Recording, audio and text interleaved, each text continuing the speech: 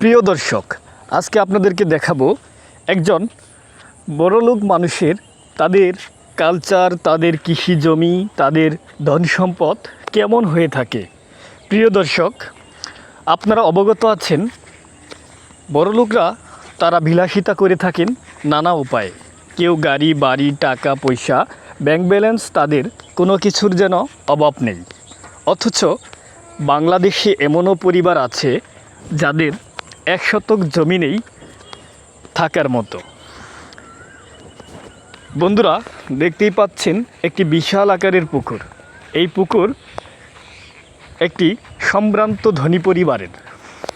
দেখে বুঝতেই পারছেন পুকুরের পাড়টি বিশাল এক বড় এবং নয়নাভিরাম সুন্দর। এই প্রকৃতির মাঝে এক বিশাল বড় পুকুর এটি।